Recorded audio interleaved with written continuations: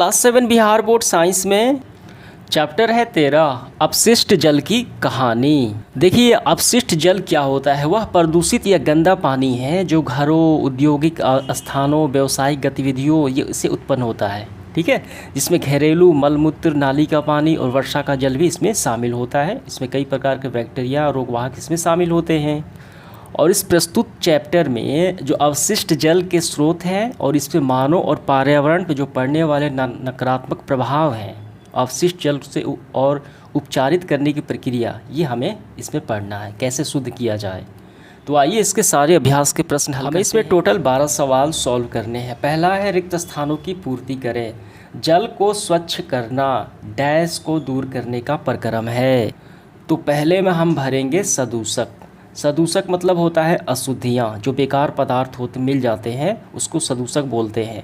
जल को शुद्ध करना, साफ करना, सदूषकों को दूर करने का ये प्रक्रम कहलाता है। घरों द्वारा निर्मुक्त किए जाने वाले अवशिष्ट जल डैश कहलाता है, तो उसको बोलते हैं वाहित मल। जो घरों, औद्योगिक स्थानों, अस्पतालों, कार्यालयों, इन स्थानों से इनका प्रवाह किया जाता है। तो दूसरे में हमें भरना है वाहित मल। ग नंबर देखिए, शुष्क डैश का उपयोग खाद के रूप में किया जाता है। हम भरेंगे आपंक। ठीक है, शुष्क आपंक का उपयोग खाद के रूप में किया जाता है। देखिए आपंक क्या है वो बाद में हम लोग आगे पढ़ेंगे। और इसका उपयोग, शुष्क आपंक का उपयोग खाद के रूप में किया जाता है। देखिए अगला है नालियाँ डैश और डैश द्वारा अवरुद्ध हो जाती हैं, रुक जाती हैं, ब्लॉक हो जाती हैं। किनके द्वारा? नालियों में अगर तेल और वसा ये हम प्रवाहित कर दें तो पाइप कठोर पदार्थ से जमा हो जाती है, अवरुद्ध हो जाती है। तेल और वसा हमें भरना है।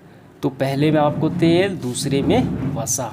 ठीक है, पूरा हुआ हमारा ये रिक्त स्थानों की पूर्ति करें। तो इसके बाद देखिए दूसरा सवाल क्या है, वाहित मल क्या है। अनुपचारित वाहित मल को नदियों अथवा समुद्र में विसर्जित करना हानिकारक क्यों है, समझाइए। तो हमें यहाँ पे 2 सवाल का आंसर करना है। सबसे पहले वाहित मल क्या है वो हमें बताना है।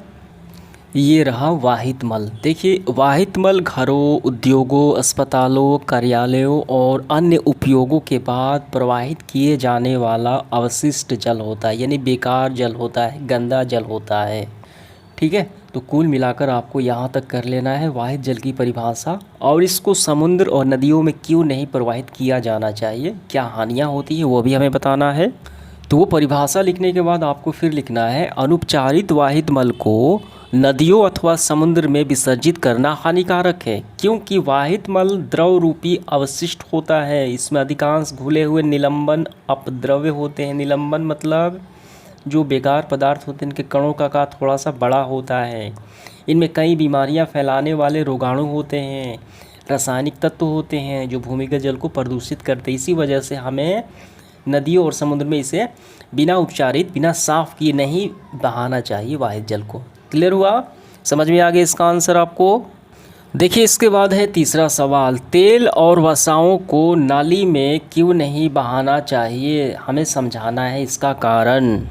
देखिए इसका आंसर ये रहा, खाना पकाने के तेल और वसा को नाली में नहीं बहाना चाहिए। ये पाइपों में कठोर पदार्थ की परत जमाकर उन्हें अवरुद्ध कर देते हैं, जाम कर देते हैं, ब्लॉक कर देते हैं। ठीक है, खुली नली में वसा मृदा के रंध्रों को बंद कर देती है, जिससे कि जल को फिल्टर करने में प्रभाविता कम हो जाती है। समझ में आ गया। तो यही कारण से हमें नली में नहीं बहाना चाहिए तेल और वसा को। यहाँ तक आपका आंसर हो गया। देखिए आगे बढ़ते हुए चौथा सवाल क्या है, अवशिष्ट जल से। अवशिष्ट जल मैंने बताया जो बेकार जल होते हैं, प्रदूषित जल होता है, उसमें कई प्रकार के जो हानिकारक तत्व मिले होते हैं।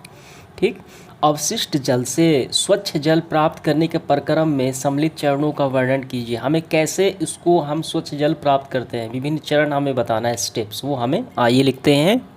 देखिए इसका आंसर थोड़ा सा लंबा है, आपको यहाँ से स्टार्ट करना है। अवशिष्ट जल के उपचार में भौतिक, रासायनिक और जैविक प्रक्रम सम्मिलित होते हैं, जो जल को प्रदूषित करने वाले भौतिक, रासायनिक और जैविक द्रव्यों को पृथक करने में सहायता करते हैं। सबसे पहले क्या करना है, देखिए ये पहला स्टेप हो गया।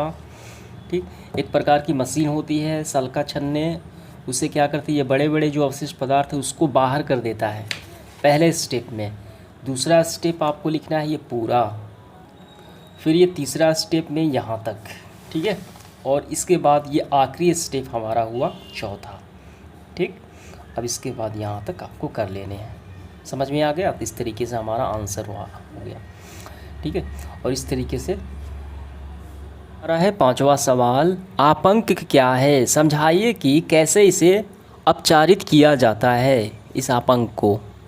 देखिए, सबसे पहले आपांक की परिभाषा हम करेंगे। जल को इस टंकी में कई घंटों तक रखा जाता है। जल को एक टंकी में कई घंटों तक रखा जाता है, जिससे कि मल जैसे ठोस उसके तली में मध्य भाग में बैठ जाते हैं। इन अशुद्धियों को कुरच कर बाहर निकाल दिया जाता है, जिससे क्या बोलते हैं, आपांक यानी स्लज बोलते हैं, ठीक है। और इसको कैसे शुद्ध किया जाता है वो भी हमें बताना है, तो हम यहाँ से करेंगे। आपांक को पृथक टंकी में स्थानांतरित किया जाता है, जहाँ से, ठीक है, जहाँ से अवायवीय जीवाणु द्वारा अपघटित हो जाता है। और इस प्रक्रम में उत्पन्न होने वाली बायोगैस का उपयोग ईंधन के रूप में अथवा विद्युत उत्पादन में किया जाता है। इस तरीके से इसका उपयोग हम कर लेते हैं, साफ कर लेते हैं। समझ में आ गया? ये अगला सवाल है 6, अनुपचारित मानव मल एक स्वास्थ्य संकट है, समझाइए कैसे स्वास्थ्य संकट है। तो आइए इसका आंसर लिखते हैं। तो इसका आंसर लिखेंगे, अनुपचारित मानव मल स्वास्थ्य संकट का एक कारक है। इससे जल और मृदा प्रदूषण हो सकता है। सतह पर उपलब्ध जल और भौम जल दोनों मानव मल से प्रदूषित हो जाते हैं। भौम जल कुआं, ट्यूबवेल, झरना, अनेक नदियाँ जल के स्रोत हैं। इसके कारण इनमें हैजा, टाइफाइड, पोलियो यानी कई प्रकार की रोगाणु बीमारियां उत्पन्न हो जाती हैं। इसीलिए ये हानिकारक है। समझ में आ गया? स्वास्थ्य संकट है। नेक्स्ट हमारा है 7वां सवाल, जल को रोगाणु नाशित, रोग मुक्त, ठीक है, रोगाणु मुक्त करने के लिए उपयोग किए जाने वाला 2 रसायन का नाम हमें बताना है। काफ़ी आसान है। तो हम लिखेंगे, जल को रोग मुक्त करने वाले, रोगाणुओं से मुक्त करने वाले रसायन है, पहला क्लोरीन, दूसरा है ओजोन गैस। ये आपका आंसर हो गया। देखिए, इसके बाद 8वां सवाल है, अपशिष्ट जल उपचार संयंत्र में शलाका छन्नों के कार्य को हमें समझाना है। जो जल को छानने वाली मशीन होती है, एक स्टेप होता है शलाका छन्ना, उसका क्या कार्य है वो बताना है हमें। देखिए, ये रहा शलाका छन्ने, तो हम यहाँ पे लिखेंगे। देखिए, ऐसे अवशिष्ट हमें ऐसे लिखना है, अवशिष्ट जल को ऊर्ध्वाधर लगी छड़ों से बने शलाका छन्ने से गुजारा जाता है, जिससे कि अवशिष्ट जल में उपस्थित कपड़े के टुकड़े, डंडियाँ, डिब्बे, प्लास्टिक के पैकेट, नैपकिन आदि बड़े साइज़ के जो सदूषक होते हैं वो अलग हो जाते हैं, जो बेकार पदार्थ होते हैं, ठीक है। यही इसके काम हो गए। समझ में आ गया? तो इसका आंसर हो गया। देखिए, अगला सवाल है 9 नंबर, स्वच्छता और रोग के बीच संबंध को समझाएं। तो इसका आंसर लिखेंगे, स्वच्छता और रोग का आपस में गहरा संबंध है। गंदगी और दूषित पेय जल विभिन्न बीमारियों का कारण बनते हैं, ठीक है। और इससे एक नहीं, घर के सभी लोग बीमार होंगे। एक से दूसरे बीमारी फैलने का संकट होगा। यदि स्वच्छता होगी तो कोई बीमारी नहीं होगी। इसलिए स्वच्छता की ओर विशेष ध्यान देना चाहिए। यानी गहरा संबंध है स्वच्छता और रोग का। सवाल है 10 नंबर, स्वच्छता के संदर्भ में एक सक्रिय नागरिक यानी एक जागरूक नागरिक के रूप में अपनी भूमिका को हमें बताना है। तो या ग्राम पंचायत को गंदगी, कूड़ा करकट की सूचना देना, कोई भी गंदगी रास्ते पर ना गिराएं, कूड़ेदान में ही डालें, साफ जगह और लोगों को स्वास्थ्य के लिए जागरूक करना, सफाई करने के लिए सहायता करना, यानी सफाई में विशेष ध्यान देना। समझ में आ गया? अब इसके बाद देखिए, वर्ग पहेली है। ये पाठ के आधार पे हमें हल करना है। यहाँ पे 1, 3, 5, 6, 9, ये ऊपर से नीचे, ये रहा 1, ये ऊपर से नीचे हमें भरना है। हमें यहाँ पे क्या भरना है? देखिए, हिंट है, जल उपचार में रोगाणुनाशक के रूप में प्रयुक्त एक रसायन ओजोन होता है, क्लोरीन होता है। तो आप क्लोरीन या ओजोन लिख दीजिए। यहाँ पे 3 शब्द में आएंगे ओजोन, ये पहला हमारा हो गया। दूसरा है, वाहित मल उपचार संयंत्र से प्राप्त गैसीय उत्पाद क्या है? वायु गैस है, ठीक। तो 2 नंबर में हम लिखेंगे ऐसे, वायु गैस, इसमें भर लेंगे। तो इसी तरीके से आपको भर लेना है। स्क्रीनशॉट मैं यहाँ पे लगा लेता हूँ। इसके बाद देखिए, सेशन का आखिरी सवाल है 12, ओजोन के बारे में निम्नलिखित वक्तव्यों को ध्यानपूर्वक पढ़िए। तो इसका आंसर कौन सा होगा? ख नंबर, इसका उपयोग जल को रोगाणु रहित करने के लिए किया जाता है। और दूसरा, यह पारा बैगनी किरणों को अवशोषित कर लेती है। ख और ग किसमें है? तो ऑप्शन नंबर दूसरे में है, ठीक है, समझ में आ गया। तो इस तरीके से हमारा सेशन समाप्त हुआ। धन्यवाद।